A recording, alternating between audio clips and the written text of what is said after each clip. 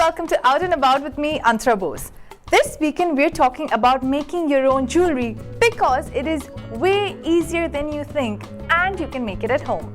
Okay, we know that new hobbies can be intimidating, especially when it's a craft you're unfamiliar with. We've all been there. But don't worry, we'll tell you exactly how to go about it.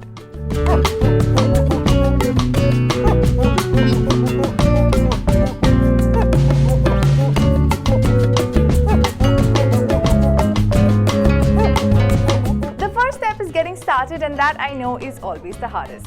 Well, if you've Googled DIY jewelry projects, you're going to get hundreds of results, which can be incredibly overwhelming.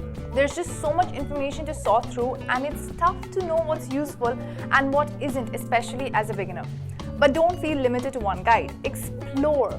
Projects will range from very casual weekend wear that pairs great with jeans and a t-shirt, all the way up to very elegant and evening wear items. But maybe you've already found some great beginners projects, and if that's the case and you're eager to get started, you're going to need tools. Now, what tools would you need? While some projects and designs can be made by hand with good old-fashioned strings and knots, most DIY jewelry is going to require some basic tools. But you do not need to get every single tool that you see in the online stores, and I know how tempting that can be. But as a beginner, you only need the basic tools. What you'll need are different types of pliers and wire cutters. These tools will help you immensely as you deal with shaping and clipping metal wires, stringing beads, and securing clasps. The next step is picking materials, and if you're having difficulty narrowing down your selection, it's important to ask yourself what your goals are, just like how you do with life. But this is jewelry making, right?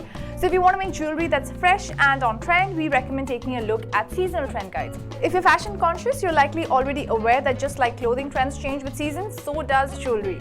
But there are always timeless pieces like simple gold chains or sterling silver rings. Once you've identified the trends that fit your personal style, you'll have a better idea of the kinds of materials you should invest in. You've got yarn and cord, beads, definitely one of the most popular materials. Then you've got crystals, which are also very classy. And then there are unconventional materials like polymer clay, shrinky dinks, wood, and even paper. And finally, you've got to get your supplies. If you've chosen to work with beads, you're likely going to need wire to string them, bead stoppers to keep them in place, and a few clasps so that your pieces of jewelry will be wearable. Split and jump rings are also good to have on hand if you're interested in making necklaces. Now that you have your project, your tools, and your materials, you are ready to start crafting. That's all from me for this weekend. Stay tuned and keep watching TTV.